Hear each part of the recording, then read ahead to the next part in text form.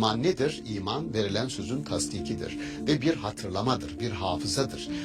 İman nedir? İman verilen sözün tasdikidir ve bir hatırlamadır, bir hafızadır. Burada bir hafızadan bahsediyoruz. Felsefeye çok fazla girmek istemem ama Eflatun'a soruyorlar, bilgi nedir? Bilgi hatırlamadır. İnsanların daha yaratılmadan, varlık bulmadan önce Allah bir temsili sahne kuruyor. Büyük alimler, diyelim Maturidi, Zemahşeri gibi isimler buna temsili bir anlatım derler. Yani bu gerçekten böyle bir anlatım yok. Daha doğrusu böyle bir sahne yok. Tıpkı şunun gibi bir benzer temsili anlatıma örnek olsun diye başlangıçta söyleyeyim. Bu bir teknik, anlatım tekniği, bir metodoloji, usul. Bezmi elest. Bezim Farsça sohbet demek. Allah seninle sohbet edecek ve o sohbet esnasında bir bakalım hesap kitaba diyecek ve ben diyeceğim ki ya Rabbi bunlar. O da diyecek ki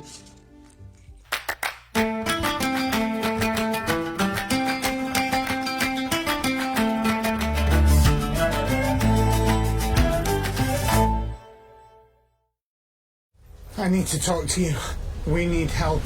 We're being pushed to our limit by wars and natural disasters. And more emergencies are coming. Just like you, we have to do more and more with money that doesn't go as far as it used to. I know that this is a hard ask. The rising İstanbul Okulu'ndan herkese merhaba. Sevgili seyirciler, hepinize hayırlı Ramazanlar dileriz.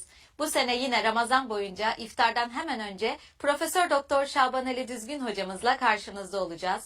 Hayata, insana, Kur'an'a dair birçok sohbette bulunacağız. Sorularınız varsa yorumlarda yazabilirsiniz. Bizleri sosyal medya hesaplarımızdan takip edebilirsiniz. İyi seyirler dileriz. Hoş geldiniz hocam. hoş bulduk. Nasılsınız? Yani geçen seneki Ramazan'ı bitirirken bir sonraki Ramazan'da inşallah sağlıkla görüşmek üzere demiştik. Sağlıkla yeniden buluştuk. Hem sizinle şükür hem diyelim. ekran başındaki dostlarla. Onun için iyiyiz şükür. Çok şükür. Allah daha iyi etsin. Amin, Bir sonraki hepimiz. Ramazan'a da yeniden kavuştursun İnşallah. diye şimdiden İnşallah. duamızı edelim. Hocam bugün çokça merak edilen, sorulan, muhakkak size de soruluyordur. Bir meseleyi konuşmak istiyoruz. Bezmi Eles denilen, Kalu Bela denilen, orada bizim Allah'a bir söz verdiğimizi konuşuyoruz, bir ahitte bulunduğumuzu. Ve bununla ilgili de bir hayat şekillendirmesi yaşadığımızı aslında düşünüyoruz, konuşuyoruz. Ama bunun tam aksini iddia edenler de var. Biz böyle bir söz vermedik, hatırlamıyoruz diyenler de var. Bu söz üzerine aslında konuşmak istiyoruz. Araf suresi 172. ayetten de yola çıkarak Bezmi Elest meselesini nasıl değerlendiriyorsunuz, nasıl görüyorsunuz? Bu sözün manası nedir bizim için? Haklısınız. Özellikle yaşadığı hayattan çoktan memnun olmayan insanların böyle bir itirazda bulunduklarını ben biliyorum. Ya ben böyle bir söz vermedim. Ne sözü bu? Sizin girişte andığınız elest bezmi yahut kalu bela kavramsallaştırması. İnsanların daha yaratılmadan, varlık bulmadan önce Allah bir temsili sahne kuruyor. Bu temsili dediğim bizim büyük alimler, diyelim Maturidi, Zemahşeri gibi isimler buna temsili bir anlatım derler. Yani bu gerçekten böyle bir anlatım yok. Daha doğrusu böyle bir sahne yok. Tıpkı şunun gibi bir benzer temsili anlatıma örnek olsun diye başlangıçta söyleyeyim. Bu bir teknik, anlatım tekniği, bir metodoloji, usul. Mesela Allah yere ve göğe isteyerek varlığa gelin yahut istemeyerek varlığa gelin. Ya bir şekilde varlığa gelin, isteyerek ya da istemeyerek dediler. Onlar da isteyerek varlığa geldik. Ta'i'in ifadesini kullanıyor.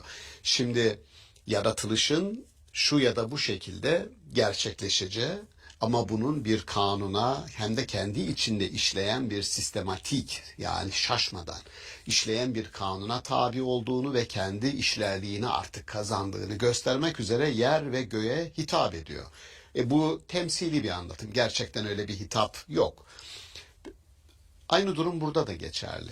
İnsanlara elest bezmi ya da kalu bela olarak bizim kavramsallaştırdığımız, evet ben hatırlamıyorum, siz de hatırlamıyorsunuz. Çünkü bu tekil olarak hiç kimseye söylenmiş bir şey değil. İnsan türü ne? Yani nasıl göğe ve yere söyleniyorsa insan türüne bir tür potansiyel olarak hayata geldiğinde hayatın temel yönlendiricileri ki Allah onların odağındadır, ahlak onun odağındadır. Dolayısıyla temel hayatı yönlendirecek temel ilkeler konusunda bir ön hazırlığa tabi tutulduğunu, bu yaşama, bu hayata öyle gelişigüzel bırakılmadığını göstermek üzere bir bağ ve bağıntı, bir bağlantı insanı, varlığı olduğunu göstermek üzere bu sahne kuruluyor. Dolayısıyla bunu ama sahnenin yorumlanmasında esas çok güzel bize hem varlığı hem de kendi durumumuzu tespit açısından ilkeler var. Örnek ne kastediyorum? Şimdi Allah insanlara ben sizin Rabbinizim yorumlanmasında esas diyerek dikte eden, buyuran bir dil kullanabilirdi. Bu onların özgür iradesini devre dışı bırakan, kabul ya da red ihtimallerini dışlayan tamamen bir dikte dili olurdu. Ben sizin Rabbinizim, bitti. Öyle demiyor. Ben sizin Rabbiniz değil miyim diyor ve cevabı insanlardan istiyor. Onlar da diyorlar ki قَالُوا bela elestu bi rabbikum قَالُوا bela. Şimdi insanın kendi özgür iradesiyle Allah'a muhatap kılındığı bir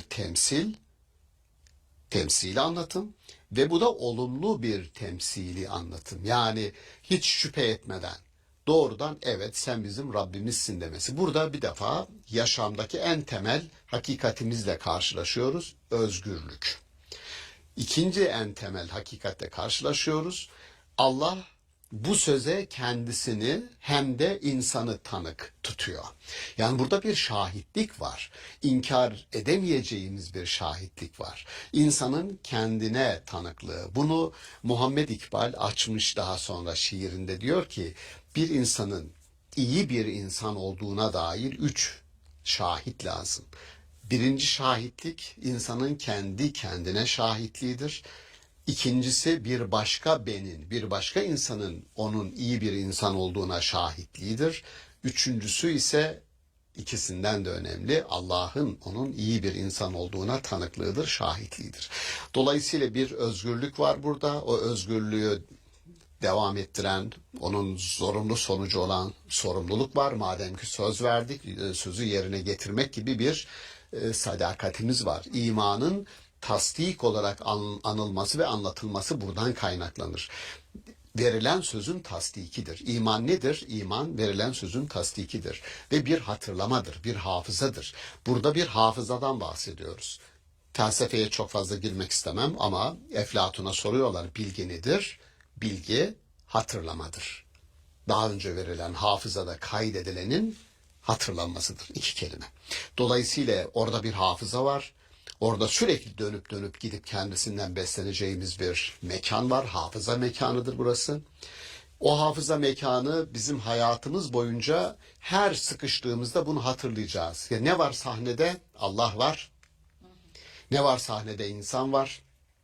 İkisi arasında bir söz var. İnsan verdiği bu sözün gereğini yaptığı sürece ben sizin Rabbiniz değil miyim diyen Allah'ın ona sürekli Rab olarak destek vaadi var. Bu bir fıtri, insanın fıtratını ve o fıtratın zafiyetleri var. O fıtrat sıkıştığında depresyona girecek. O fıtrat sıkıştığında Allah'ın varlığı dahil şüphelere düşecek. Ama biz biliyoruz ki o sahnede insan tek başına değil.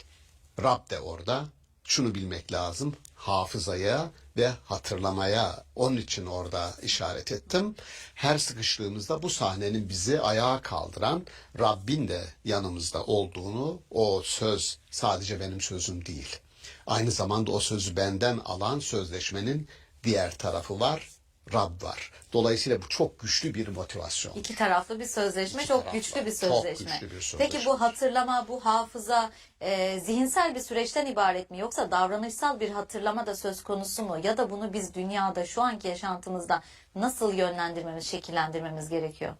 Bu bizim önce bir düşüncedir, hafızadır. Onun için onu söylüyorum. Ondan sonra buna uygun davranıştır. Eylemdir, ameldir. Onun için ona tasdik dedim. Yani tasdik kelimesinin iman tasdiktir dediğimiz şey sadakatle aynı kökten gelir. Sadakat nedir? Daha önce yaptığınız sözleşmeye uyum göstermektir, uygun davranmaktır, sadık kalmaktır. İman tasdiktir, her şeyden önce verilen bu söze sadakattır. Tabii ki düşünce tek başına düşünce hayatı anlamlı hale getirmez. Hayatı yaşanabilir hale getirmez. Onun mutlaka bir tutum, yani tutum dediğimiz o düşüncenin iç dünyamızı kaplamasıdır. Sonra bu tutumun davranışlarımıza, yani dışarıya taşmasıdır. Tutum ve davranışlarımıza etki etmesi lazım. Fakat burada genelde herkesin kaçırdığını düşündüğüm, biraz iddialı oldu ama herkesin kaçırdığını düşündüğüm başka bir şey var. Elestü bi rabbikümün ikinci bir boyutu var. Ayetler Kur'an-ı Kerim'de yaklaşık 6 ayet ben biliyorum. Kaçırdığım olabilir, emin değilim. 6 ayette elestü bi rabbiküm. Ben sizin Rabbiniz değil miyim? ifadesi geçiyor. Elest bezmi hem varlık yaratılmadan önce potansiyellerimizi göstermek üzere deminden beri anlattığımız kısmı var. İkincisi, insanlar öldükten sonra, ahirete gittikten sonra hesap anında, Allah'la buluşma anındaki elest bezmi var. Yani bir anlamda iki elest bezmi, iki kalubela var. Bir, insan yaratılmadan önce potansiyellerini göstermek üzere. İki, bütün bu süreç işledikten sonra bu potansiyeller nasıl kullanılmışın hesabı görülmeye başlandığında ikinci kalubela geliyor. Ve orada tercümemiz şöyle, değişiyor tercümemiz. Süre geçti, vakit geçti, fırsatlar bitti, insanlar öldü ve dirildi ve o ilk verilen sözün yerine getirilip getirilmediği, vaat edilenin getirilip getirilmediği sahneye geldik. Allah diyor ki elestu bi rabbiküm, günahkar insanlar orada topluyor. Diyor ki ben sizin Rabbiniz değil miymişim?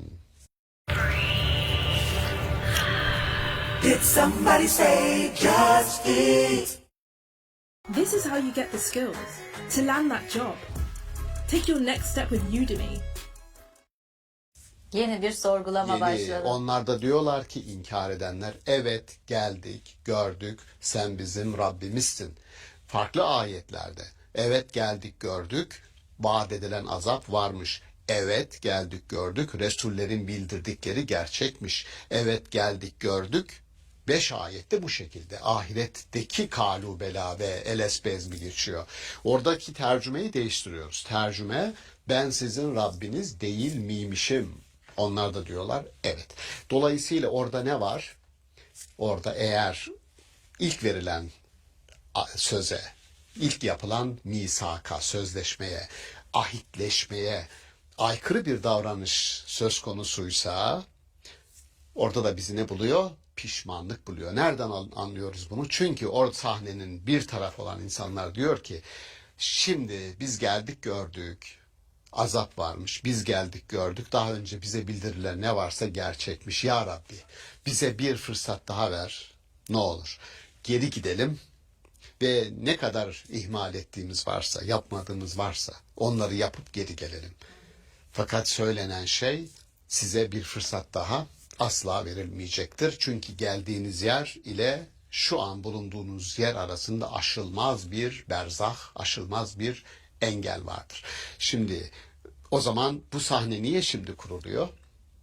Şimdiden çünkü gideceğiniz, geleceğiniz yer burası ve böyle bir sahne olacak. Onun için o sahne gelmeden şimdiden sanki gelmişsiniz ve size bir fırsat verilmiş gibi davranın. Bir prova yapmamız gerekiyor aslında. Kesinlikle aslında bahsettim başta ya Maturidi ve Zemahşeri'nin bu bir temsili anlatım dediği aslında tam bir dramatize ediliştir.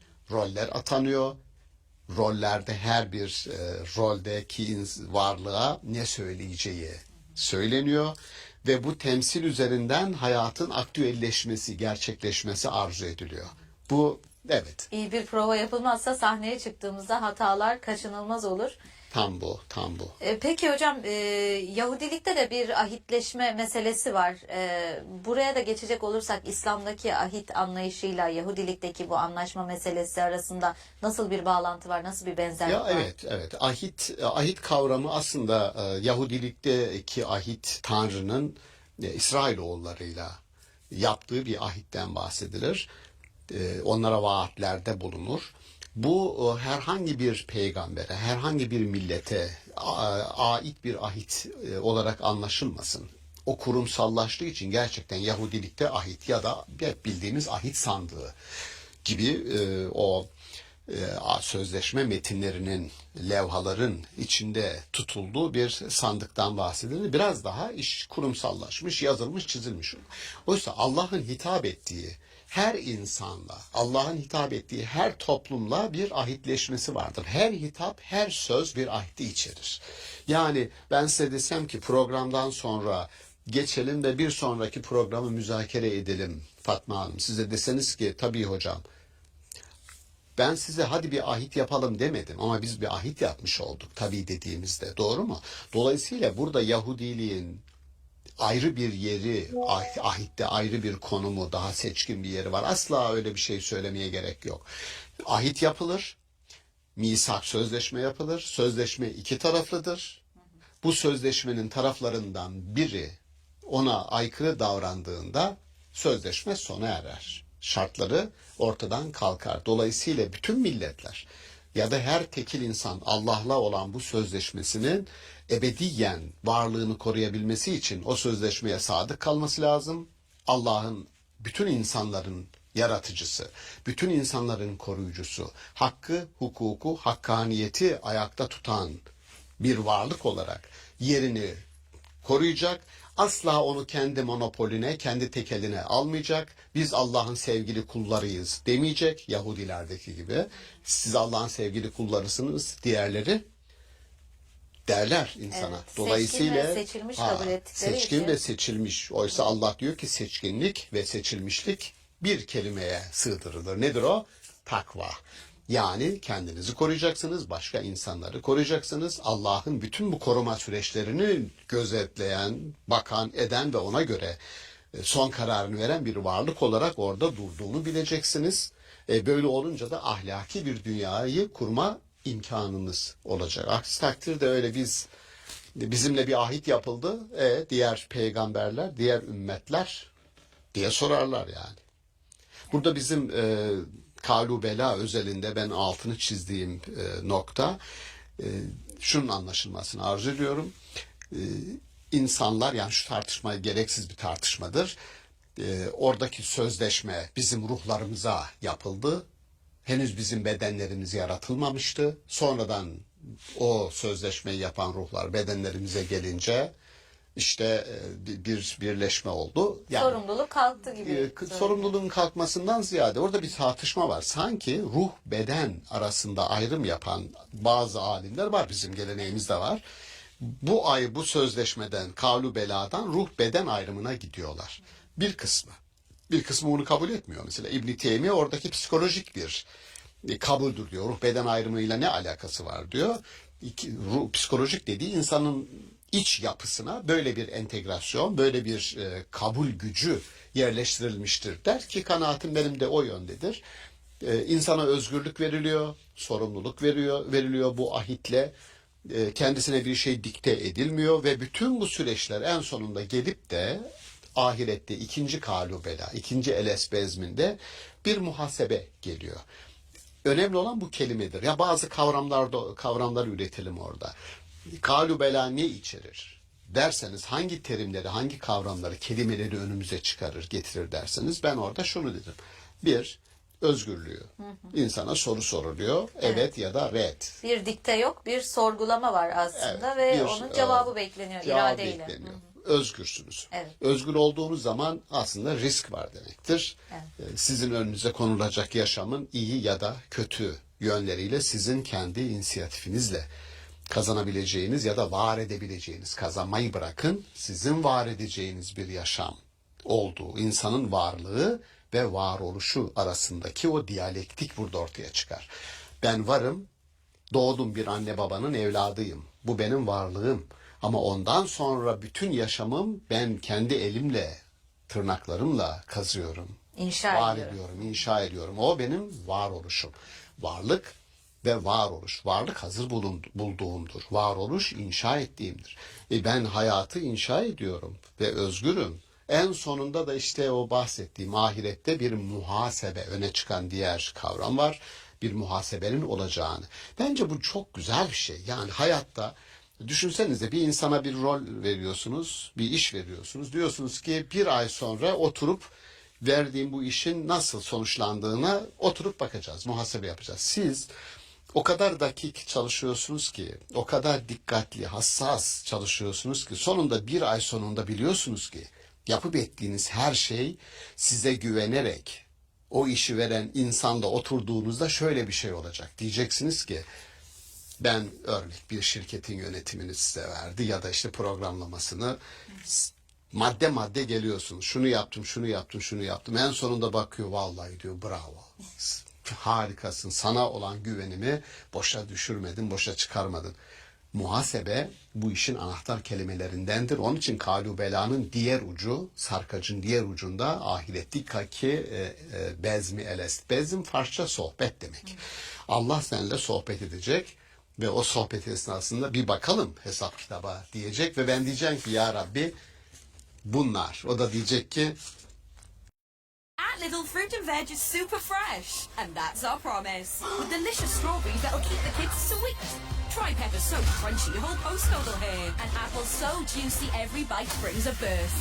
And with Lidl's Fresh Promise, if you're not 100% happy, you can have your money back. So try the fresh produce retailer of the year, Lidl. If you open the Quran and you don't understand anything of what's written there, and you don't care about the situation, then click skip now. çok iyi. İnşallah. Çok iyi. umut vaat ediyor. Ama bu harika bir fırsat. Evet. Ama burada hocam bir ay sonra dediniz mesela, bir şirket bir iş verdiğinde bir ay sonra diyor. Belli bir tarihi var, bir deadline veriyor.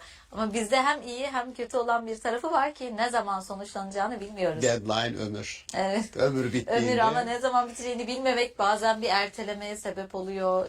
Bazen bilinmez bir şeye dönüyor işte. Onu da şöyle, yani gerçekten haklısınız. İnsan kötülük yapabiliyor. Özgür olarak bırakılması kötülük yapmasını da maalesef getiriyor. Fakat Kur'an-ı Kerim'deki muhasebe sistemi, dedim ya, muhasebe sistemi mükemmel. Diyor ki kötülük mü yaptınız? Yaptık. Bunu ortadan kaldırma şansı veriyorum size. Ne yapacaksınız? Tövbe edeceksiniz. Tövbenin ötesinde daha aktif bir şey var. İnnel hasenat yüzhibne seyyiat. Kötülükleri ortadan kaldıran şey iyiliklerdir. Dolayısıyla bir iyilik yapacaksın ve o kötülükler silinecek. Evet. O kadar basit. Şimdi bu muhasebe sistemi, ya da bir iyilik yapıyorsunuz, size 700 katına kadar sevap vaat ediyor. Bir iyilik yapıyorsunuz ve ecrun gayru memnun, yani kesintisiz bir sevap vaat ediyor. Ölseniz bile.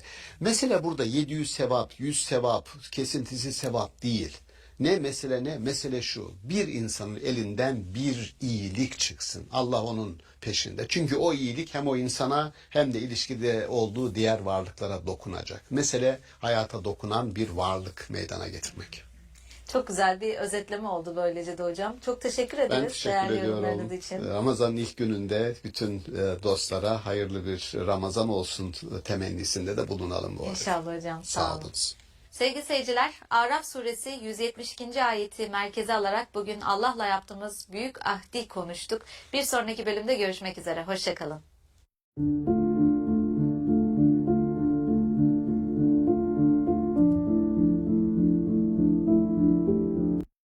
Kelime dediğin şey, varlığı kendi fiziki dünyasının ötesine taşıyan, ona anlamlar yükleyen, o bize bir güneş, o güneşi var eden bir kudrete, bir iyiye işaret eder. Dolayısıyla Kur'an-ı Kerim diyor ki, Hz. İbrahim gerçekten bir peygamber olarak böyle bir sorgulamayı yaptı mı? Yoksa İbrahim her birimiz miyiz? İnsanın sorgulamaları, çünkü insan ya şu görünen dünyanın ötesinde bir dünya olduğunu ben zannetmiyorum ya diyen bugün de insanlar var. Sınırlı sınırlı bir dünya beni rahatsız eder. Sonluluk fikri beni rahatsız eder. Benim bundan kurtulmam lazım. Yani İbrahim'in sorgulamasının iki ucu olduğunu düşünelim. Lütfen.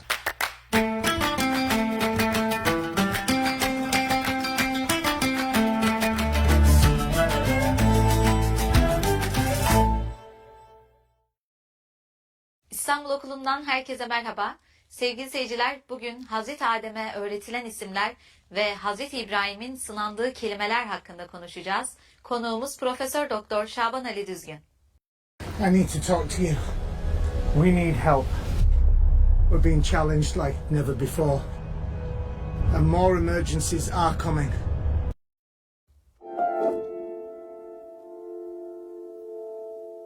Merhaba hocam, tekrar hoş geldiniz. Hoş bulduk.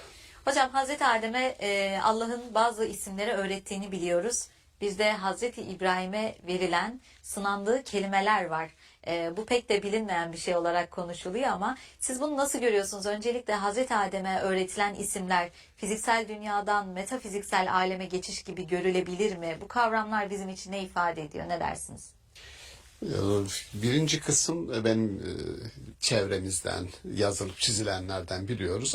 Allah Adem'e isimleri öğretti ve bunun üzerine büyük bir aslında külliyat oluşturuldu. Bu isimler neyi temsil eder? Adem'e isimlerin öğretilmesi Adem'i nasıl bir mevkiye yükseltti? İsim neyin temsilidir? Sonra o varlığı isimlendirme süreçleri, bilgi, bununla ilgili epey bir külliyat var elimizde. Fakat benim çok nadir karşılaştığım, neredeyse hiç karşılaşmadığım, tartışılmayan bir ayet ki bizim için o gelişim sürecinin yani Adem'den sonra ki süreci takip açısından önemli bir isim, kırılma noktası diyebileceğimiz ve Allah'ın da ulul azim yani kesin kararlı peygamberler içerisinde andığı 5 peygamberden birisi saydığımız Hazreti İbrahim. Şimdi dikkat edelim mesela Hazreti Adem ilk insan, ilk peygamber diyoruz. Aslında önemli bir yer tutuyor. Fakat Hazreti İbrahim kesin kararlı ulul azim peygamberler içerisinde sayılıyor ama Hazreti Adem sayılmıyor.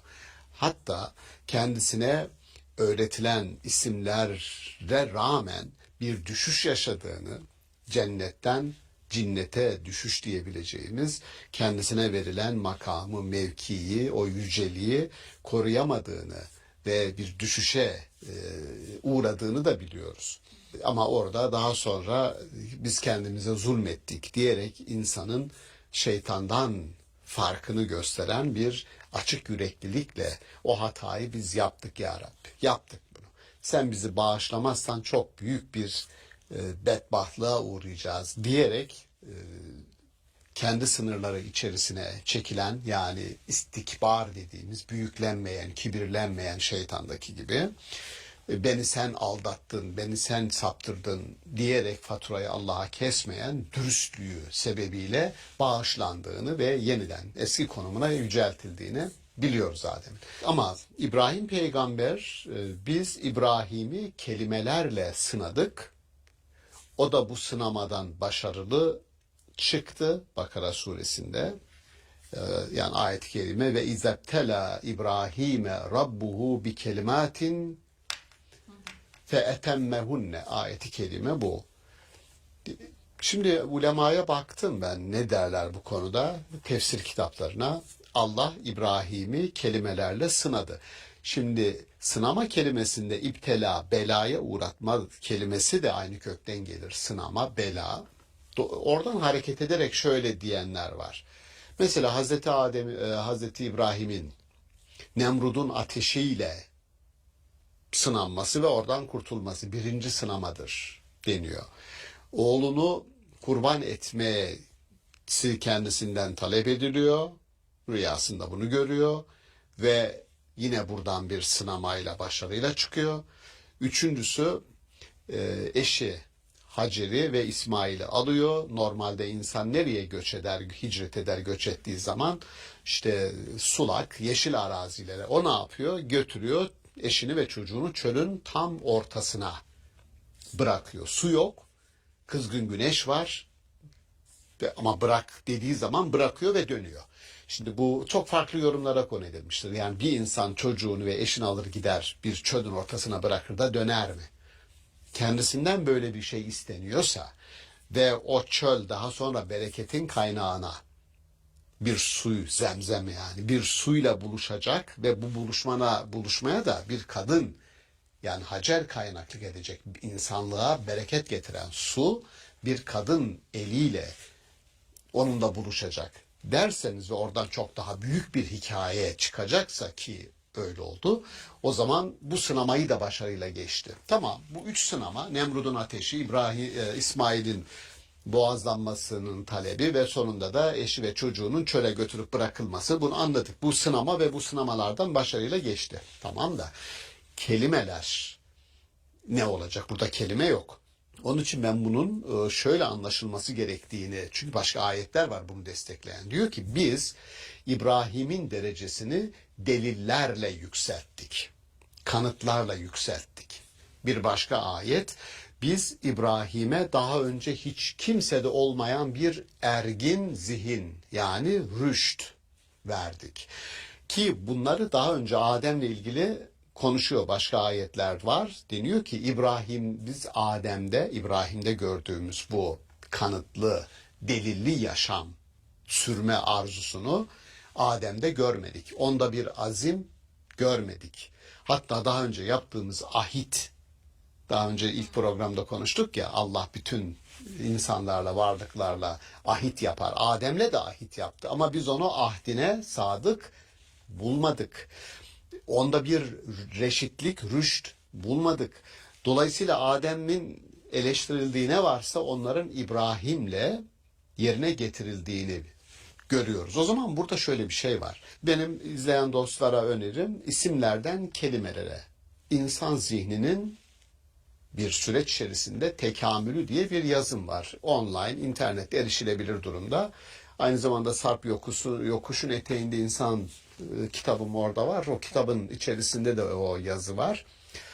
Orada bakabilirler. Yani şunu anlatmaya çalışıyoruz. İlk insan bir prototip, bir örneklik, bir çocuk gibi düşünün. Henüz anlam dünyası daha dar kalıplarda. Onun kelimelere gelmesi, bir anlam kazanabilmesi, söylediğimiz yani yıldız dediğimizde yıldız sadece yıldız değildir. Bir semboller dünyasıdır. Güneş dediğinizde güneş sadece bir güneş değildir. Yani şöyle bakalım. İsim dediğimiz şey sadece bir gördüğümüzden ibaretse kendisinin ötesinde, maverasında bir başka varlığa işaret etmiyorsa bizim için bir isimdir ve çok dar fiziki bir nesne olarak zihnimizde imgesi vardır, bir imajı vardır, tamam. Ama kelime dediğiniz şey varlığı kendi fiziki dünyasının ötesine taşıyan, ona anlamlar yükleyen, o bize bir güneş, o güneşi var eden bir kudrete, bir iyiye işaret eder. Dolayısıyla Kur'an-ı Kerim diyor ki Allah insanlarla perde arkasından konuşur aynı zamanda. Bu şu demek, güneş olduğu sürece güneştir ama güneş onu insanlarla buluşturan, ısısından ve ışığından yararlanmasını isteyen bir varlığa işaret ettiği zaman isim değil artık kelimedir. Dolayısıyla kelimeler metafizik yüklüdür. Adalet bir kelimedir. Adil bir hakim şurada duran bir isimdir. Gözümüzün önündeki isimdir. O gözümüzün önündeki varlığın arkasındaki bütün dünya, adalet, merhamet, hakkaniyet, onlar kelimelerdir. Dolayısıyla ya isimler dünyasına takılacağız, bu fiziki dünyadır, ya da İbrahim gibi o sorgulamayı yapacağız, delilleri, kanıtları bulacağız ve bize görünenin aslında bir simülasyon olduğunu, onun arkasında daha büyük metafiziki bir dünyanın, bir maveranın olduğunu bileceğiz. Bu rasyonel bir geçiştir. Tecrübe dünyasından rasyonel kanıtlarla tecrübe dünyasını aşan bir ergin kanıtla hareket eden bir zihindir. İbrahim Bilimsel prototipi. bir dönüşüm. Yani Hazreti Adem'in isimlerle olan fiziksel dünyadaki boyutundan Hazreti İbrahim'le beraber sembolik olarak bu kelimelerin, kavramların arka planlarının da tartışıldığı aslında başka bir boyuta geçiş gibi mi görmemiz Kesinlikle. gerekiyor? Fiziki dünyadan bir başka dünyanın varlığına, metafiziki dünyanın, bir ilahın yaratıcı, rızık verici, iyi olan, varlığın iyiliği için o varlıkla ilişkisini sürekli devam ettiren bir varlık fikrine geçemez insan. Bu çok kolay olmayabilir.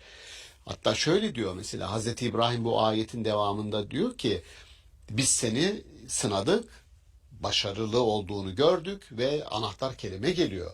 Bunun için kelimelere olan hakimiyetinden dolayı biz seni milletlere imam, önder yaptık.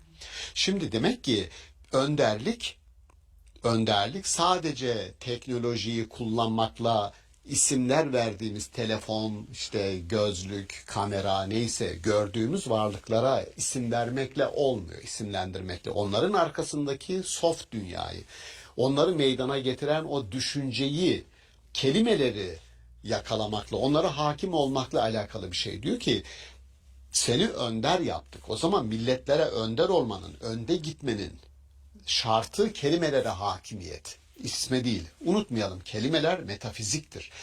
O metafizik bazen edebiyattır, bazen sanattır, bazen felsefedir.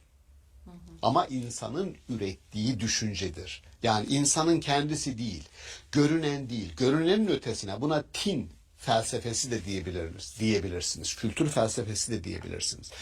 Yeni bir dünya kuruyorsunuz ve o dünya kanıtlarla, delillerle, öyle şey değil. Fiktif değil, kurgusal değil. Kanıtlarla gidiyorsunuz. Hazreti İbrahim'in hepimizin bildiği o sorgulaması. Hazreti İbrahim gerçekten bir peygamber olarak böyle bir sorgulamayı yaptı mı? Yoksa İbrahim her birimiz miyiz? İnsanın sorgulamaları. Çünkü insan ya şu görünen dünyanın ötesinde bir dünya olduğunu ben zannetmiyorum ya diyen bugün de insanlar var. Tabii hocam, burada şimdi Hazreti İbrahim'in yaptığı sahte tanrıları reddetmek ve burada bir arındırma çabası var aslında. Aynı şeyi biz modern dünyada yaptığımızda dediğiniz gibi hani biz miyiz, her birimiz mi yapıyoruz bunu ya da yapmamız gerekiyor. Şu andaki aynı durum aslında gözlemliyoruz. Birçok mitolojik unsurun olduğu, inancımızın içine karışan başka durumların olduğunu görüyoruz. Bunu yine Hazreti İbrahim'in yaptığı şeyle benzerlik kurarak nasıl bir çaba, nasıl bir arındırma yapmamız gerekir? Bunu nasıl görüyorsunuz? Harika. Varlıklara hak etmediği değeri veriyordu Hazreti İbrahim'in döneminde insanlar. Ne yapıyorlardı? Güneşe ne diyor? Tanrı diyor. Tanrı'yı bir kelime olmaktan, büyük bir anlam dünyası olmaktan çıkarıp aha şuradaki varlık diyordu. İbrahim aslında Allah için kurban etti. Neyi etti? Bütün bu sahte ilahları kurban etti. Yani aslında insanın bağlandığı bu sahte ilahlar bir anlamda insanı kurban ediyor. Yani çok bildik örnektir, ben sık veririm. Hazreti Ömer döneminde İskenderiye, Mısır'ın İskenderiye kenti fethedildiğinde bir olayla karşılaşıyorlar. Her yıl bir gelinlik kızı, buna Arusu Nil, Nil'in gelini adını veriyor yerliler. Canlı canlı Nil nehrine atarlarmış. Sebep bereketi devam etsin diye. İyi de Nil nehrine bereketinin devam etmesinin, yani böyle bir sonucun sizin o gelinlik kızı oraya atma sebebinize bağlı olduğunun garantisine işte bu şizoid zihin deniyor. Sebeple sonuç arasındaki irtibatı yanlış kuruyor. Zannediyor ki bereket devam ettiği sürece onların o kızcağızı Nil'e atmalarının bir sonucu olarak bu bereket devam ediyor. Bağlantı yanlışlığı. Hazreti İbrahim bunu tersine çeviriyor. Hazreti İbrahim'in yaptığı şey insanın bağlılıklarının yanlış adreslere olan bağlılıkların aslında insanı köleleştirdiği, onu kurban ettiği, bağımlı hale getirdiği. Sizin taptığınız güneşe Kur'an-ı Kerim diyor İze şemsü küvrat. Güneş dürüldüğü zaman. Bu ne demek? Bu hem kıyametin sonuna işaret eder hem de insanın bütün bağlılıklarını kendisine adadığı, güneşin aslında içerisindeki eterin yani maddenin, kimyasalın bitmesiyle son bulacağını, sizin ilah dediğiniz varlığın sonunda kendisine bir bile faydası olmayacağını söylüyor. Buradan bir soyutlama, buna taakkul, felsefenin en üst düzeyi taakkul yani soyutlama yeteneği insanda hiçbir varlıkta olmayan en üst yetenektir soyutlama. O da şu demek, var olduğunuz, parçası bulunduğunuz dünyanın parçası olmaktan çıkan bir yapı var içimizde. Ona akıl diyoruz. O parça bizi diğer varlıklardan ayıran parça ve soyutlama gücümüzün ana merkezi o soyutlama. İbrahim bu soyutlamayı yapan, bizi isimler dünyasına yani sadece gördüğümüz fiziksel nesneler dünyasına hapsolmaktan kurtaran ergin, reşit bir zihni temsil ediyor. Bu zihne sahip olanlar dünyanın önderleridir der. Ama bunun herkese de biz şu anda dünyada böyle yaşıyoruz. Artık o aşamaları geçtik, eski aşamaları. Şimdi bakın herkes öyle mi? Hayır. Çünkü İbrahim diyor ki ya Rabbi ayetin devamında benim zürriyetimden insanları da önder yap milletlere. Allah diyor ki zalimlere benim ahdim, sözleşmem, yani zulmedenlerle ben böyle bir sözleşme yapmam, böyle bir söz vermem. Anlıyoruz ki bugünün insanların da bir kısmı salt fiziksel dünyaya hapsolmayı tercih ediyor. Bir kısmı onun sınırların ötesine geçerek daha büyük bir dünyanın parçası olmayı hak ediyor ve bunun gayret içerisine giriyor. Aslında zamanla ne kadar değişse de dönüşse de benzer şeyleri yaşıyoruz. Bugün İnsan de, değişmiyor. Evet, İnsan batıl değişmiyor. inançlarla dinin içine giren, inançların içine giren ayrıştırmamız gereken meselelerle beraber aynı döngünün içindeyiz. Yine İbrahimi bir hareketle bu devrimi, zihinsel devrimi yapabilmek, bunu ayrıştırabilmek gerekiyor. Evet, İbrahim'in ne güzel, ne mutlu onun bu zihinsel devriminin insanı fiziki dünyanın ötesine taşıyan, büyüten, ergin bir zihne kavuşturan o devriminin devamını getirmek isteyen insanlara. Burada hocam Hazreti İbrahim'in kelimelere verdiği anlamlarla, bunlarla sınanmasıyla beraber zihinsel bir devrim yaptığını söylüyoruz. Bu devrim sonrasında insanın bilinç düzeyinde sonsuzluk kavramı ile ilgili nasıl bir dönüşüm oldu mesela? Bu kavramı nasıl görmemiz gerekir? Yani Hazreti İbrahim'in bu sorgulamalarının hangi anahtar kelimeyi bizim dünyamıza hediye ettiği sorusu bizi şuraya getirecek. Ona metafizik de diyebiliriz. Sonsuzluk kelimesidir. Sonsuzluk kelimesi dünyamıza hem o sonsuzluğun arzusu, yani işimizde öyle bir arzu var. Sonsuz var olma arzusu. Ama o sonsuzluğu var edecek ve ona sahip çıkacak bir varlık. Çünkü bu insan muhayyilesini zorlar sonsuzluk. Çünkü biz sınırlı bir dünyadayız. Görmemiz sınırlı. Tadımız sınırlı, arzularımız sınırlı, her şeyin sınırlı, ömrümüz sınırlı. Adem'e öğretilen isimlerden çok daha öte bir kavram Tabii sonsuzluk. yani her şeyin sınırlı olduğunu tecrübe ediyorum ama sen bana diyorsun ki hocam aslında sonsuzluk niye yok? Evet, şimdi normalde sınırlı bir dünyanın varlığının sonsuzluk fikrini keşfetmesi çok kolay değil. Onun için bende olmayan bir şeyin bende tecelli etmesi mümkün değil. Dışarıdan gelmesi lazım. O sonsuz olanın yani ilahi olanın bize ilettiği, bulaştırdığı bir şey. İçimize ruhundan üfledi dediği şey, o öz, çekirdek aslında o soyutlama gücüdür, akletme gücüdür. Nihayetinde ruh dediğiniz şeyin bizim dünyamızdaki karşılığı rasyonalitedir yani. Akıl, akletme, soyutlama gücüdür. Dolayısıyla sonsuzluk arzusu, metafizik İbrahim'le bizim dünyamıza geliyor ve insanın ebediyen var olma arzusu doyurulduğu için bir anlamda dünyaya da sağlam basması, stressiz bir yaşam sürmesi sağlanıyor. Yani bu sadece bir metafiziksel sorgulama değil, aynı zamanda o metafiziksel sorgulamanın ucunda duran insanın da rehabilitesi demektir. Çünkü ben sınırlı bir dünya beni rahatsız eder.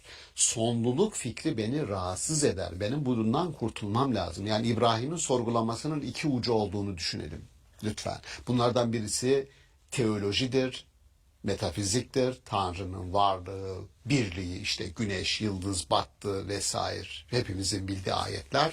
Ama diğer ucunda insanın, buna antropoloji diyelim, insanın bizzat kendisi vardır ve anlamlı bir hayatı var etme arzusu vardır. Bunu atlamamak lazım. Peki hocam, çok teşekkür ederiz. Teşekkür Hazreti ediyorum, sağ Adem'in olun. isimlerinden Hazreti İbrahim'in kelimelerine geçen bu süreçteki fiziksel dünyadan metafiziksel dünyaya geçişi çok güzel bir şekilde tanımlamış oldunuz. Çok teşekkür ederiz. Ben yorumlarınız teşekkür için. ederim. Sağ olun. Sevgili seyirciler, Hazreti Adem'e öğretilen isimler ve Hazreti İbrahim'in sınandığı kelimeler hakkında konuştuk bugün. Bir sonraki bölümde görüşmek üzere. Hoşçakalın.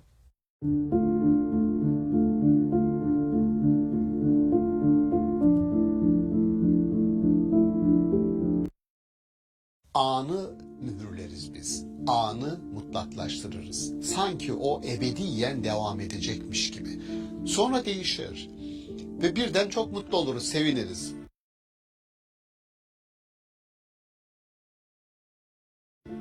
Sanki o da ebediyen devam edecekmiş gibi salabiliriz. İnsan hüzünden nasıl kurtulur? Onlardan bir tanesi. Kimi diyor ki, hiç kaybetmeyeceğiniz bir şeyi umun, onun peşinden gidin. Hiç kaybetmeyeceğiniz o şu. Umut gerçekten anlaşılması da yaşaması da zor bir kelime. Hayatımızın tam ortasında gibi görüyoruz ama özellikle yani umutsuzluk tarafı da çok zor. Ben çok umutsuz bir varlığım. Demek ki benim bünyemde, fıtratımda böyle bir zafiyet var diyerek ikinci bir varoluşsal kaygıya kendisini itmesi haksızlık olur. Hazreti Peygamber bile umutsuzluğa kapılmıştır. Duha suresi bunu gösterir.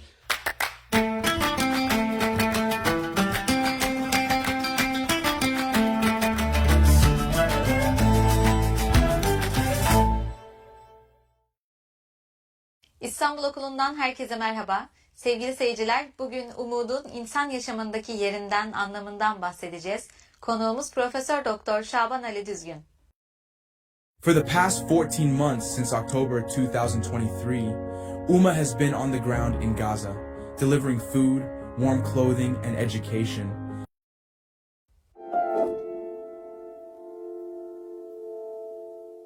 Hoş geldiniz hocam. Hoş bulduk.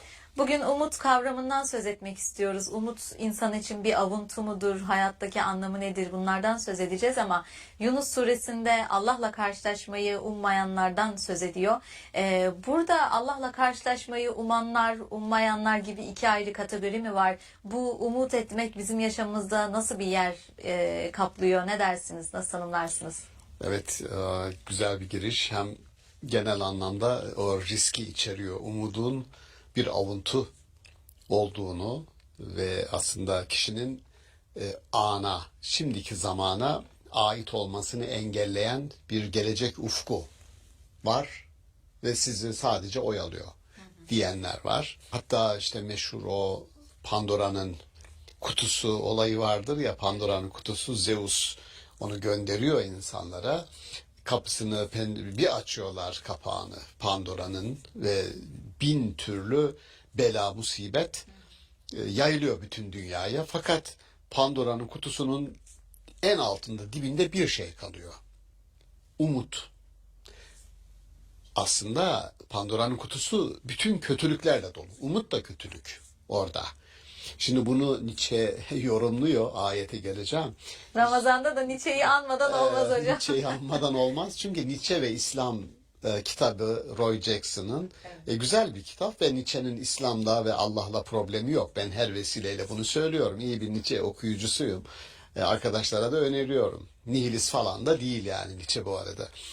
Ama şurada diyor ki insanlar onunla oyalansınlar ve acı çeksinler diye o kötülüğü orada bıraktı. O orada duruyor. Yani umut etmek gerçekleşmeyecek bir şeyi sürekli arzuluyorsun ama gerçekleşmiyor. Gerçekleşmeyince ne yapıyorsun? Acı çekiyorsun. Nietzsche'nin işaret ettiği bu.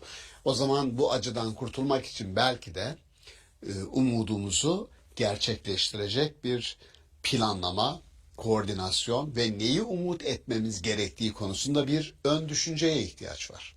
Bunu burada söylemiş olalım. Ama ayeti kerimenin işaret ettiği hepimizin bizim kültürümüzde bildiğimiz İnsan nerede durmalıdır diye bir soru sorarlar. Beynel havfi ve reca derler. Yani umut ve kaygı arasında bir yerde. Umut ve kaygı. Umut ve korku diye tercüme ederler. Doğru değil o tercüme. Korku değil. Korku anlık bir şeydir. Kaygı geleceğe ilişkindir. Umut da geleceğe ilişkindir. Kaygı da. Yani umduğum iyi şeylerin hiçbirisi gerçekleşmeyecek ya diye bir kaygı olursa ve sürekli sizin üzerinizde böyle durursa bu bir bozukluk. İşte kaygı bozukluğu denilen şey. Normalde insanın kaygılanması doğaldır. Ama hiç iyi bir şey beni bulmayacak diye kaygı, bu kaygı bozukluğu. Dolayısıyla beynel havfi ve reca, umut ve kaygı arasında insan olmalıdır. Her şey çok iyi olacak deyip salmak olmaz. Hiçbir şey güzel olmayacak diyerek ana kendisini hapsetmek ve mevcut olumsuz koşulların kurbanı gibi o anda kalmak, o da insani değil. Dolayısıyla şimdi bunu söyledikten sonra bunu açacağız, konuşacağız. Ama ayet-i kerimenin Yunus suresinde, ki Yunus suresi adını aldığı peygamber bir umutsuzluğa kapılarak Ninova'yı, şimdi mevcut Irak'ın bir bölgesi Ninova, bir vilayeti. Öyle anlaşılıyor, Yunus peygamberin görev coğrafyası orası. Ümitsizliğe kapılıyor. Yani insanlar anlatıyor, cevap veren hiçbir kimse yok. Ya bu kadar anlaşılabilir bir şey gerçekten. Tamam, peygamberin görevi onu bıkmadan, usanmadan anlatmak. Birisinin onu kabul edip etmeyeceği o onun işi değil. Sen anlatacaksın. Peygamberin oradaki zafiyet insanların kabul etmemesi değil. Anlatmayı bırakması. Ve Ninova'yı terk ediyor Yunus peygamber. Ve biz, Kur'an-ı Kerim onu diyor, biz Yunus'tan bunu soracağız diyor. Yani peygamberleri de sorguya çekeceğiz ve Yunus'un sorguya çekileceği de neden anlatmayı bıraktığı, yoksa neden insanların ona inanıp inanmadığı değil. O onun işi değil. Şimdi, dolayısıyla umutsuzluğa kapılan bir büyük insandan bahsediyoruz. Yani dolayısıyla birisi yani şu normal sıradan bir insanın belli şartlar altında sürekli engellerle karşılaşmış olmasının getirdiği bir umutsuzluğa kapılması anlaşılabilir bir şeydir. Ben çok umutsuz bir varlığım, demek ki benim bünyemde, fıtratımda böyle bir zafiyet var diyerek ikinci bir varoluşsal kaygıya kendisini itmesi haksızlık olur. Hazreti Peygamber bile umutsuzluğa kapılmıştır. Duha suresi bunu gösterir. Duha suresi ve duha ve leyli izâ seca ma vedde'ake rabbuke ve ma qala. Rabbin seni terk etmedi ve sana küsmedi ayeti ma vedde'ake, o ayet Hazreti Peygamber'in de umutsuzluğa kapıldığını gösteriyor. Ben bırakıldım, arkamdan destek çekildi, ben bu işi yapamayacağım diye benzer bir korkuya kapılıyor ki anlaşılabilir bir şeydir. Neden? Çünkü peygamberler tarihinde örnekleri var. Peygamberler tarihinde öldürülen peygamberler var. Başarısız olan peygamberler var vesaire. Ama sonra Allah onu motive ediyor. Yani sen şöyleydin, fakir idin, yönsüz idin, yolunu şaşırmıştın, bir yol arıyordun, muhtaçtın. Bütün bunlardan seni bu aşamaya getiren Allah daha ileri bir aşamaya da seni götürebilir. Dolayısıyla insan için değişmek, dönüşmek ritmik bir şekilde çizgi halinde bir gidiş yok. İnişli çıkışlı. Derler ya, dünyaya sormuşlar nasılsın? Verdiği cevap şu: nasıl olayım? Gecem de var, gündüzüm de. Dolayısıyla insanın gecesi de var, gündüzü de var. Geceye geldiğimizde, karanlığa gömüldüğümüzde bilmemiz gereken şey, en karanlık zamanın, yani kederin en yoğun olduğu zamanın içerisinde ciddi bir sevinç barındırdığıdır. Bunu Halil Cibran mükemmel izah etmiş, söylemiş. Keder ve sevinç diye bir başlığı var Ermiş kitabında. Kederin içinde sevinç vardır diyor. En sevindiğin zamanda bile unutma, en sevinçli olduğun zamanında onun kardeşi olan keder seni yatağında bekliyordur der. Tersi de doğrudur. Dolayısıyla hiçbir an kalıcı değil. Belki şunu burada söylememiz lazım. insanın yaptığı aceleci karar vermenin getirdiği bir karakter o. Çünkü insan aceleci bir varlık olarak yaratılmıştır diyor Kur'an-ı Kerim. Anı mühürleriz biz. Anı mutlaklaştırırız. Sanki o ebediyen devam edecekmiş gibi. Sonra değişir. Ve birden çok mutlu oluruz, seviniriz. Sanki o da ebediyen devam edecekmiş gibi salabiliriz.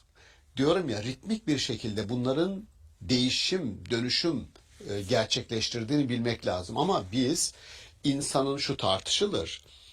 İnsanın doğasının bir parçası mıdır? Umut değil midir? Yani insan varoluşu itibariyle umuda yolculuk eden bir varlık mıdır? Buna homo viator deniyor. Homo ama baştaki H okunmuyor Latince'de.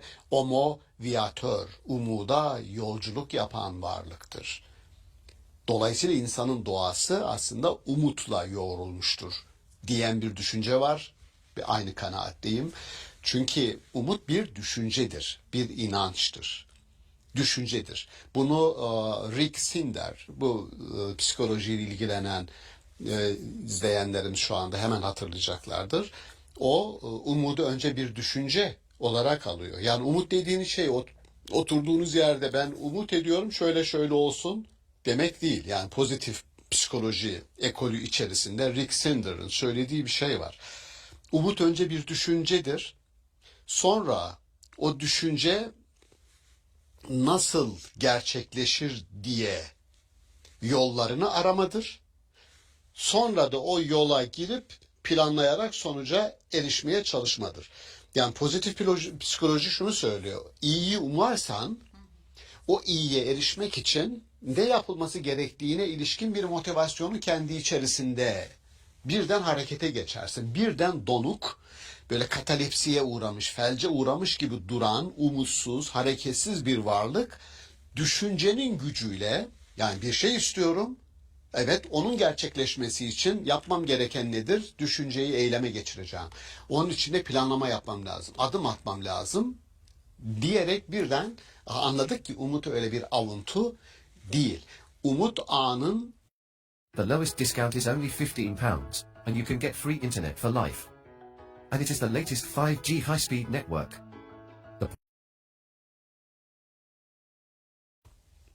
geçmiş tarafından esir alınması değil. Yani şöyle, Canlı, aktif, pratik bir eylemden evet, bahsediyoruz. yani şöyle diyor, kim umut eder? Yani işte Nietzsche'yi tekrar analım. Diyor ki zayıfların öğretisidir umut. Zayıf olan insanların. Yani gerçekten gücü, kudreti olan bir adam çıkar, yapar, gerçekleştirir. Hiç de öyle oturup ya şunu umuyorum gerçekleşir, hiç ağlayıp sızlamaz diyor. Kim umut eder? İşte henüz gerçekleştirmeyen. Peki henüz gerçekleştirmeyen nedir? Zayıftır. O zaman umut zayıfların öğretisidir Nietzsche'ye göre. Ama ne diyoruz? Doğrudur. Gerçekleşmeyen bir şey varsa önümüzde, o anda biz zayıfızdır. Onu gerçekleştiremedik. Ama biz biliyoruz ki insan bir şeyi tahayyül etmeden, hayalini kurmadan, arzu etmeden o onun kapısına gelmiyor. Yani buradaki zayıfların öğretisini bir başlangıç olarak, bir kapı aralama olarak görüp daha Olabilir. sonrasında bu umudu bir araç olarak kullanıp güçlü bir hale döndürdüğümüz eylem olarak da görebiliriz o halde. Kesinlikle. Şimdi esaslı soru şu. Yani umut insanın doğasında var. Bunu söyledik. İnsanın doğası ahlaki bir doğa aynı zamanda. Fakat ahlakın dışındaki eğilimlerde bizim insanın vahşi, hayvani, bedenine odaklanan tarafı dediğimiz yönü var. Yani insanın o yapısına, hayvani tarafı dediğimiz yapısına odaklandığında pişmanlık duyan yapımız harekete geçmeye çalışıyor. Onu biz kendimiz biliriz. Şimdi Eflatun'un güzel bir tanımı var. Diyor ki umut bir anlamda delik bir kalburdur. Ne alsan hiçbir şey yok. Sürekli gidiyor. Neden diyor? Çünkü umut ettiğin şey hazlardan oluşuyor da ondan diyor. Çünkü hazlar bitimlidir. Alıyorsun, hazın birisine erişiyorsun, delikten aşağıya gitti. Kalbur geçiriyor onu. İşte hiçbir şey kalmıyor.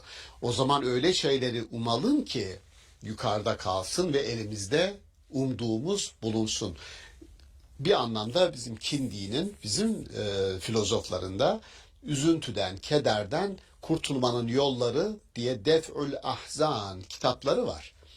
İnsan hüzünden nasıl kurtulur? Onlardan bir tanesi. Kindi diyor ki hiç kaybetmeyeceğiniz bir şeyi umun. Onun peşinden gidin. Hiç kaybetmeyeceğiniz o şu. Mesela dünyevi olan bir şeyi çok umut ediyoruz. Çok bir insanı, bir kadını, bir erkeği çok seviyoruz. Çok bağlanıyoruz. Eşimizi, çoluğumuzu, çocuğumuzu, annemizi, babamızı çok seviyoruz, çok bağlanıyoruz. Ama bir gerçek var. Hepsi bitimli, hepsi sonlu. Dolayısıyla bir yerde uzun ya da kısa erimde bir şekilde bizi yarı yolda bırakacaklar. Ve bizi hüzne gark edecekler, hüzne gömecekler. Kindi diyor ki öyle şeylere bağlanın ki elinizden gitmesin ve hiç hüzünlenmeyin. Nedir hocam desem Kindi'ye? İlahi olan diyecektir. İlahi olan diyecektir. Bu ya çok da, zor bir şey değil mi hocam? Şimdi çok zor. dünyevi dünyada Tabii. yaşıyoruz ve ilahi olanları arzulamamız, umut etmemiz, bunun için çabalamamız Doğru. gerektiğini Ama söylüyoruz. bu şöyle, bence şunu diyor. Bunun imkanı yok diyor. Yani bir şekilde umut ettiğiniz elinizin altına gelecek ama bir şekilde o yine kaybolacak. Bence burada biraz gerçekçi olmakta yarar var. İmkanımız dahilinde olduğu anda anı, zamanı bereketlendirip o umudu dipdiri, capcanlı tutup hayalini kurup gerçekleştirmek istediğimiz ne varsa tekil olarak, grup olarak, insanlık olarak onu yapalım. Yeri geldiğinde hüzün mü olacak? Hüznümüzü de çekeriz, yüzleşiriz, teselli buluruz. Ondan sonra geleceğe yine umutla bakarız. O ritmi, yani hayatın ritmik olarak devam ettiğini, kalp atışı gibi düz çizgi haline geldi mi bu iş bitti. Ritmik devam ediyor. Gecemiz var, gündüzümüz var. Ama esas olan hangisidir? Yani dünyaya, yaşama egemen olan bizim sürekli kederli bir yaşam sürmemiz midir? Savaşlarla, açlıkla, kayıplarla öyle mi olması gerekiyor? Yoksa tam tersi, umutla mı? Şimdi sonsuzluk fikri, ölümden sonra da hayata devam etme inancı umudun zirve noktasıdır. Yani ne umabilirim? Ben dünya yaşamında istediğim kadar, bakın şimdi dinleyen dostlar Allah aşkına her kesimden insan var bizi dinleyen. Zengini var, ultra, fakiri var, orta sınıfı var. Doğru mu? Evet. Ama biz biliyoruz ki her şey sonlu. Her şey sonlu. Dünyayı versen bir hastalığı benden bu gitsin de bütün servetimi vereyim deseniz bazen kâr etmeyebilir. Evet. Dolayısıyla şuradayız. Bitimli, sonlu bir dünyada umut sonsuzlukla sağlanır. Bunun lamıcımı yok. Dolayısıyla Allah'a kavuşmayı umut edenler ile Allah'a kavuşmayı umut etmeyenler, ummayanlar diye bir kategorik ayrım yapmış Kur'an-ı Kerim. Bence pozitif psikolojinin, onun bir avuntu olup olmadığının, düşünce ve inanç olup olmadığının tartışmaları bu dünyada tamamdır.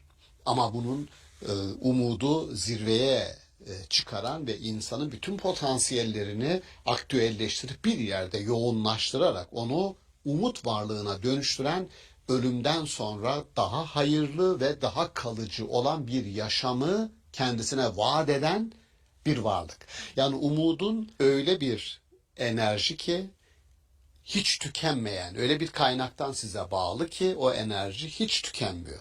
Allah'la insan arasındaki bu güç transferinin odağında aslında umut var. Yani ben Allah'a niye bağlıyım? Allah diye bir varlığı kabul ediyorum? Bir umudumuz var, bir beklentimiz var. Bende olmayan bir şeyi, bende ebediyen var olma gücü yok. Böyle bir potansiyelim yok, sonluyum. Bunu bana vaat eden bir varlığın kapısına geliyorum. Yani nihayetinde umudu sonsuzluk arzusuyla, ölümsüzlük arzusuyla irtibatlandırmadığınız zaman, sadece fiziki dünyaya, yaşadığımız dünyaya kilitlediğiniz zaman umutla ilgili konuşmak, o Rick Sinder'ın umut terapisi diye bir kavramı var. Umut terapisi bence insanların hele bu kadar zorluğu yaşadıkları bir dünyada ciddi anlamda umut terapisine ihtiyaçları var. Bana sorarsanız iyi, erdemli, ahlaklı yaşanan bir dünyanın sonunda insanların Allah'a kavuşmayı arzu etmesi bu terapinin sonucunda gerçekleşir. Yani Kur'an-ı Kerim öyle sahneler veriyor ki Kur'an-ı Kerim cennetle ilgili. O sahnelerin gerçekleşmesi için, yani onu umut edebilmeniz için sizin burada düşünce, tutum, davranış, eylemler dünyası, bunları nasıl planlamanız gerektiği konusunda sizi ilmek ilmek örüyor. Ve sonunda umduğunuzu buluyorsunuz. Umduğunuzu sizin önünüze bırakıveriyor. Umut gerçekten anlaşılması da yaşaması da zor bir kelime. Hayatımızın tam ortasında gibi görüyoruz ama özellikle yani umutsuzluk tarafı da çok zor. Buna da çok kısa değinmenizi rica edeceğim hocam. Çok güzel umuttan bahsettiniz ama biliyorum bizi izleyen gençler de var ve zaman zaman gençlik dönemlerinde kimlik arayışı bunalımı dönemlerinde umutsuzluğa, geleceğe dair kaygılara kapılanlar oluyor. Buradaki umutsuzluğu umuda çevirmek, daha güçlü bir umuda sahip olabilmek için pozitif psikolojiden de bahsettiniz. Psikolojik sağlamlık olarak da umuda döndürebilmek için yöntemsel bir öneri veya bir tavsiyeniz olur mu? Kesinlikle, yani şu çok güzel söylediniz. Ben negatif tarafın aslında umuttan bahsetmek, umutsuzluğu gömmek demek yani. Umutsuzluğun üstünü kapatmak demek. İyilikleri büyütmek, kötülükleri küçültür kendiliğinden. Dolayısıyla umut varlığı olan insan, umuda yolculuk yapan bir insanın umutsuzluğa düşmesi olmaz demiyorum. Olur. Ama Kur'an-ı Kerim diyor feiza ferahte fensab. Böyle bir şeye düştüğün zaman hemen ayağa kalk. Hemen ayağa kalkabilecek bir potansiyeli olmasa insanın, Kur'an-ı Kerim hemen ayağa kalk demez. Dolayısıyla en azından potansiyelimiz var. Sokrates'in sözünü hatırladım. Sokrates'in meşhur sözü kendini bil. Derler ki kendini bil insanın umudu bilmesiyle alakalıdır ama şunu içerir: ahlaki eylemler dünyası kurmak için de kendini seç demektir. Yani kendine layık olan, kendin için arzu ettiğin bir eylemler dünyasını, bir anı, bir anlam dünyasını seç. Kendini bil, kendini seç, ayır kendini başkalarından diyor. Dolayısıyla umutsuzluk mümkün ama bunun geçici bir durum olduğunu, kalıcı olanın umut olduğunu, esas olanın umut olduğunu ve buna ayarlı olduğumuzu biz bileceğiz. O umutsuzluk halinin bize esir almasını ebediyen istemeyeceğiz. Bunun için hemen bence iletişime geçebilecekleri bir dost, açıp okuyacakları bir kitap, Kur'an olur bu. Düşünecekleri bir varlık, Allah olur bu, bir sevdikleri olabilir. Ama solipsizm dediğimiz kişinin salyangoz gibi kendi içine kıvrılmasına götürebilecek, kendini içine kapanma, kendini izole etme en tehlikeli şeydir umutsuzluk durumunda. Mutlaka şunu görecek, inanınız bizim başımıza gelen başkalarının da başına geldi ve geliyor ve bunlar atlatılıyor. Çok teşekkür ederiz hocam. Çok kıymetli bir mesajla da bitirmiş olduk. Başımıza gelen her şey başkalarının da yaşadığı, hepimiz aynı yollardan geçiyoruz aslında. Umutsuzluk olduğu kadar umudun da, karanlık gecelerin olduğu kadar da aydınlığın, gündüzlerin olduğunu da bilerek hareket etmemiz, buna yönelik yaşamaya devam etmemizin gerekliliğinden söz ettiniz. Çok teşekkür ederiz yorumlarınız. Sağ olun. Sevgili seyirciler, umudun hayatımızdaki yerinden bahsettik bugün. Bir sonraki bölümde görüşmek üzere. Hoşçakalın.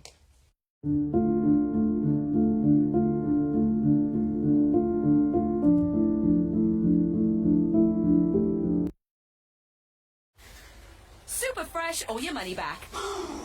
Lidl, fresh produce retailer of the year. Bir yorumun ucunda Allah varsa diğer ucunda insan olmalıdır. Yani bir ucu teolojiktir, diğeri antropolojidir. Öyle güçlü bir sabır, öyle güçlü bir hak, hakikat tavsiyesi, öyle güçlü bir metanet insanın içine önceden yerleştirilmelidir. Olay anında değil, önceden bunlara sahip olmak gerekir ki hayatın travmaları, sadmeleri, çarpmaları karşısında tıpkı binalar gibi çökmeyelim, ayakta kalabilirim. Siz yaşamı hasarlı hale getiriyorsunuz. Kur'an-ı Kerim'in ne diyor? İnnel insane lefi husrin. İnsan hasarlı bir yaşamı sürmeye kendisini mahkum etti diyor. Peki ya Rabbi bundan çıkışın imkanı yok mu? İlla. Tabii ki var diyor. İlla. Kim onlar?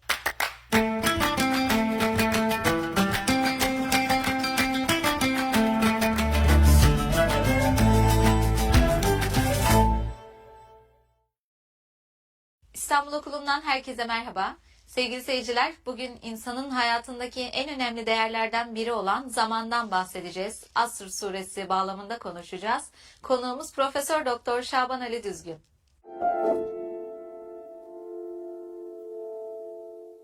Merhaba hocam. Merhaba. Asr suresinden bahsetmek istiyoruz bugün. Zaman kavramını ele almak istiyoruz. İnsanın hayatındaki yeri, önemi nedir? Neden bu kadar değerlidir zaman? Ne dersiniz? Yani zaman felsefenin ve kelamın en zor ele alınan konularından birisi. Bugün Asr suresi bağlamında ele alarak Kur'an-ı Kerim'in o zamanı, felsefenin zaman dediği zihinsel olguyu yahut varlığın sayımı, hareketin sayımı, farklı düşünürlerin farklı şekillerde tanımladığı o olguyu mutlaklaştırdığı bir hal olarak alacağız asrı. Bizim alimlerin bir kısmı onu mutlak zaman olarak almışlar asrı ve o mutlaklığın yani başı ve sonu bir şekilde belli olmayan, herkesi içine alan asrın kullanımı bir fırsat olarak insana verilen o zamanın dönüştürüldüğü farklı trajedilerin yani size verilen fırsat iyilik için, ıslah için, rehabilite için verilen fırsatın nasıl şıkva yahut şakave dediğimiz Kur'an-ı Kerim'de geçer bu bir trajediye dönüştürüldüğünü, buna ben dönüştürülmüş hasarlı yaşamlar diyebileceğimizi düşünüyorum. Ona dikkat çekiyor ve bence çok kısa birkaç cümle içerisinde inanılmaz bir anlam dünyası yaratıyor bizim için Asr suresi. O zaman şöyle başlamak lazım. Asır nedir? Vel asri, asra yemin olsun ki innel insane, insan mutlaka insan, innel insane lefi husrin, hüsrandadır, kayıptadır. İllellezine amenu, ama bu herkes için geçerli değil. Bu bir genel yasa değil. Hüsranda olmak genel bir yasa değil. Çünkü kapsamadıkları var. Hiçbir şekilde etkileyemedikleri var. Kim onlar? İllellezine amenu, iman edenler. Açacağız bunları. Ve amilus salihati ve salih eylemler, ameller yapanlar. Peki bu insanların temel karakteri nedir? Bunlar ve tevasav bil hakkı, hakkı, hakikati birbirlerine tavsiye ederler. Aman hak ve hakikatten ayrılmayın derler. Ve tevasav bil hakkı ve tevasav bis sabr. Önce hak, sonra sabır. Bunların tavsiyesinin nirengi noktasıdır, ana odağıdır. Şimdi asra bakarsanız denir ki ikindi vaktidir. Denir ki 100 yıllık zamandır. Denir ki bunların tamamını vakit, zaman, saniye, dakika, gün, ay, salise dediğiniz bütün birimleri kapsayan mutlaklığın adıdır. Kuşatılamazın adıdır. Saniye dersen tak geçti, dakika dersen tak geçti, yıl desen, ömür desen hepsi geçicilikle malüldür. Ama asır öyle değil derler. Asır bunların tamamını kapsayan ve geçicilikten biraz uzak, herkesi alan, mutlaklaştıran bir kelime. Bir başka anlam benim çok sevdiğim asırla ilgili tanım, oradayım ben, o beni çok etkilemiştir. Gündüzün bitim noktası ile gecenin başlangıç noktasının kesiştiği sınırdır. İkindi diyor ya, ikindi dediğimiz aslında öğlen vakti yani gündüz tam bitmiştir. İkindiye geçmek demek karanlık, akşam başlıyor demektir. Peki gündüz ve karanlık gece neyi temsil eder? Varlıkla yokluğu temsil eder. Bu şu demek, asır aynı zamanda varlıkla yokluğun sınırı demektir. Peki varlık ve yokluk neyi temsil eder? Varlık hayatı, hayatta olmayı, yokluk ölümü temsil eder. O zaman asır mutlak bir zaman olarak varlıkla yokluğun sınırına oturur. Hayatla ölümün sınırına oturur. Bu şu demektir, aslında varlığı ve yokluğu ölümü ve hayatı insana fark ettiren, sürekli gözünün önüne böyle flash olarak getiren bir zaman farkındalığı, bir zaman bilincidir ki Kur'an-ı Kerim sureye öyle başlıyor. Bel asri, asra yemin olsun ki. Rivayetlerde vardır Hazreti Peygamber aleyhisselam sahabilerle bir araya geldiğinde sohbet ettikten sonra ayrılırken mutlaka Asr suresi okunurmuş. Bir hatırlatma, bir farkındalık yaratma anlamında. Buyurun lütfen. Burada bahsettiğiniz üzere hem gece ile gündüzün arası, hem varlıkla yokluğun, hem ölümle yaşamın arasında bir çizgi var. Hem ikisinden de uzak ortada, hem de ikisini kapsayan da bir şey gibi, birleştirici bir güç gibi de görünüyor. Ve burada insan hüsrandadır diyoruz. Asra yemin olsun ki insan hüsrandadır. Bu hüsran olma durumuna gelecek olursak hocam, yemin ettiği kısımdan öteye giderek insan hüsrandadır.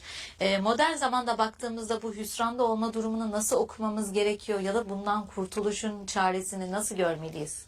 Orada iki kelimeyi analiz etmemiz lazım. İnnel insane, inne kelimesi felsefede ve kelamda bir dil edatı olmanın ötesindedir. İnne kelimesi Arapçada bir edattır.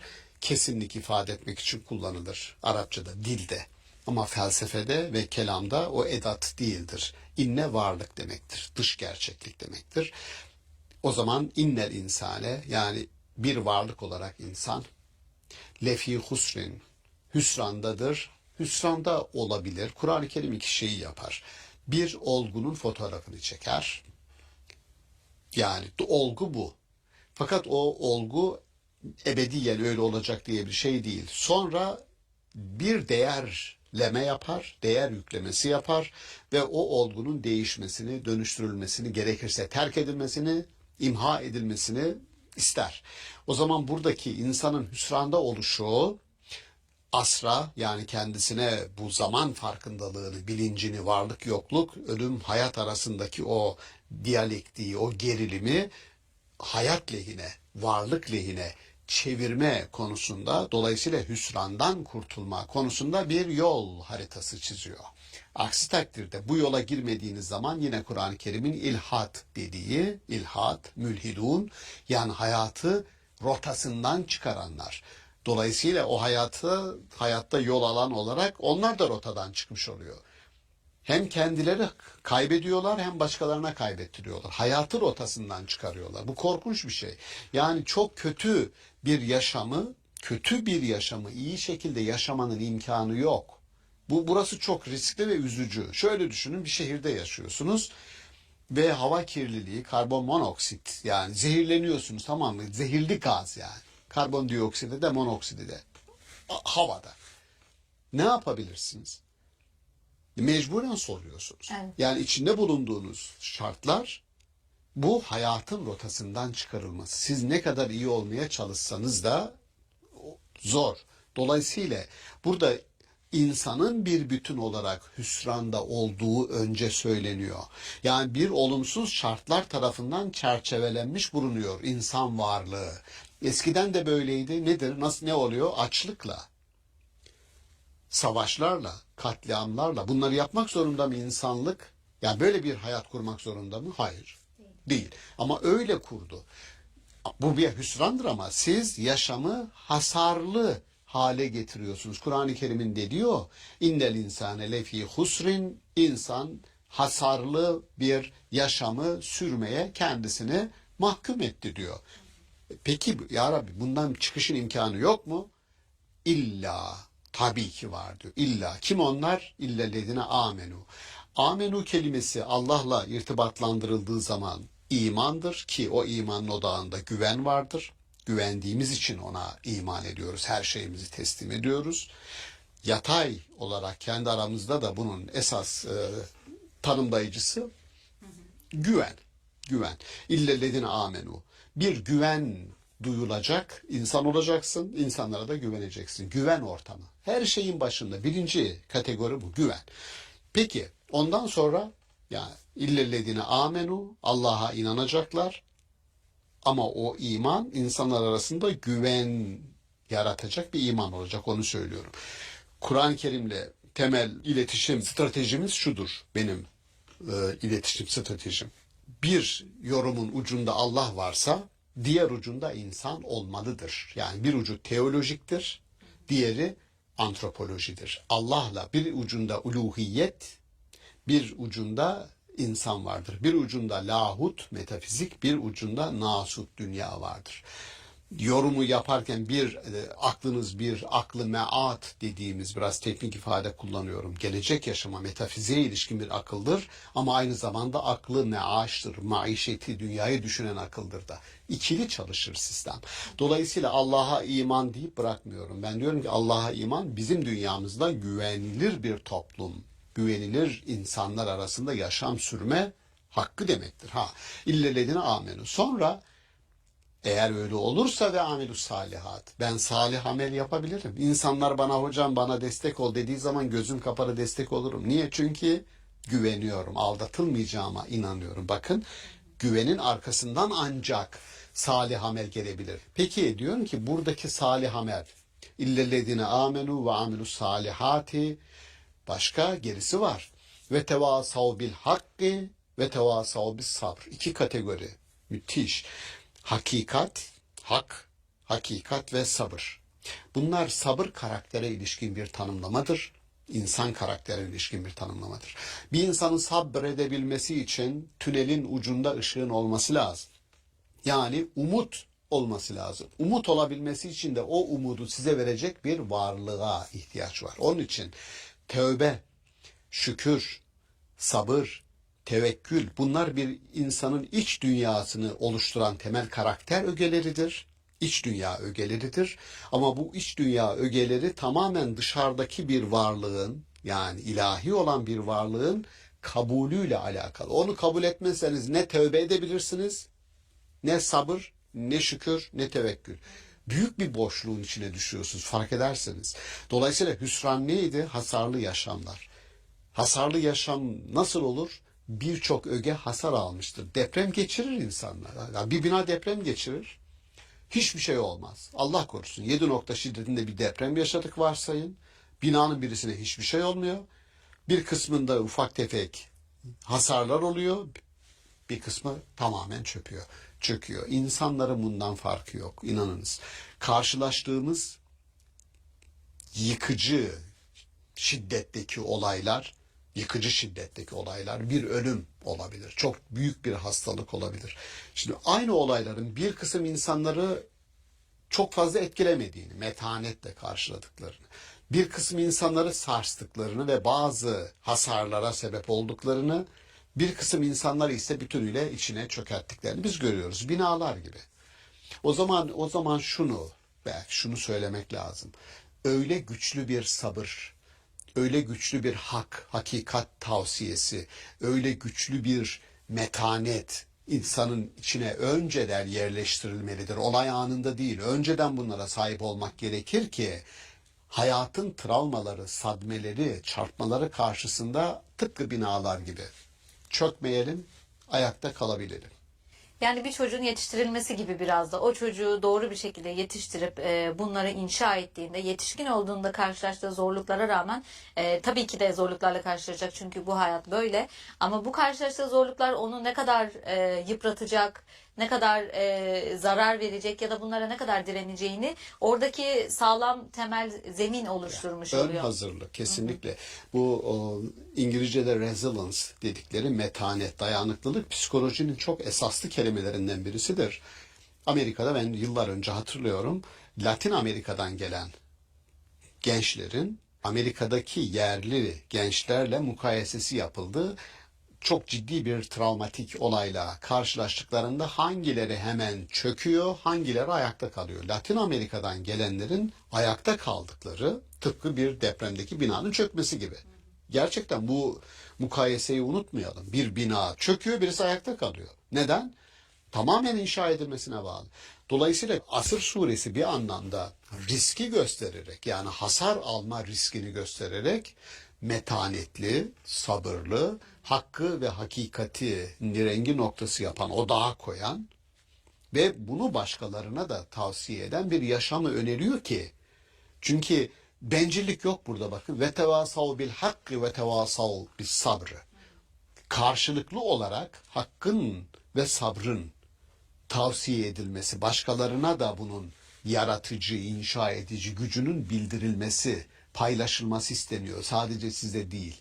Bu anlamda bir hasarlı yaşamı engelleyici ön hazırlık olarak sizin ifade ettiğiniz şekilde bakılabilir sürece. Burada ön hazırlıktan bahsediyoruz ama yanlış bir yaşamın doğru yaşanması mümkün mü hocam? Yani yaşamı salt olarak ele alıp tüketmek ne kadar mümkün olabilir? Bunu nasıl sürece dahil etmek gerekiyor? Kesinlikle, kesinlikle. Belki daha önce bir konuşmamızda Plato'dan bahsetmiştim.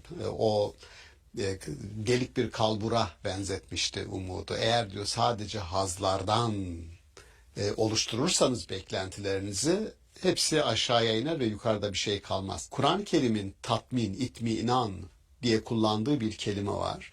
İtminan yani mutlak tatmini hem zihinsel anlamda hem bedensel anlamda, o zihinsel dediğimiz siz epistemik bilgi olarak almayın sadece. O ruhsal dediğimiz kısmı da içine alacak şekilde bir tatminden bahsediyor.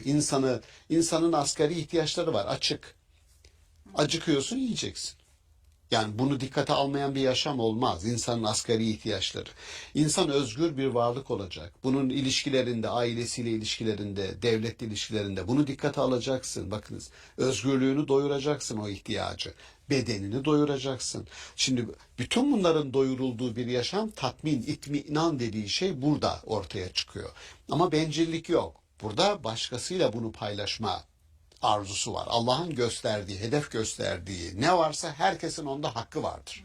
Herkesin hakkı vardır. Salih amel kendim için o hakta gördüğüm hakkı ve tevasav bil hakki, o hakkı başkalarının da hakkı olarak görme erdemini gerektirir. Yani eğer Allah'ın vaat ettiği o mükemmellikte bir hak iddiam varsa o hakkın tahakkuku başka hakların tahakkukuyla irtibatlıdır.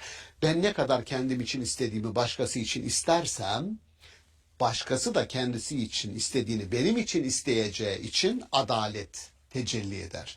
Denir ki adalet, toplumsal adalet ancak bu altın oran dediğimiz kuralla gerçekleşir. Kendin için istediğini başkası için iste. Buna ve tevasav bil hak.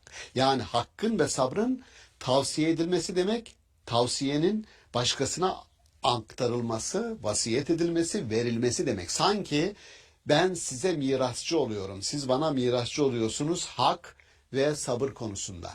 Benim için istediğim o tatmini başkası için de istediğimde ancak adalet gerçekleşir ve o hasarlı yaşamlara giden rota, yol bloke edilir. Toplumsal iyilik halinde ancak bu şekilde olacağını Kesinlikle bu görmüş oluyoruz. toplumsal iyilik halidir. Çok teşekkür ederiz hocam. Ben teşekkür Değerli ederim. yorumlarınız Sağ için de olun. çok kıymetli paylaşımlarda bulundunuz. olun. Sağ olun hocam. Sevgili seyirciler, Asr suresi bağlamında hasarlı yaşamlar hakkında konuştuk bugün. Bir sonraki bölümde görüşmek üzere. Hoşça kalın.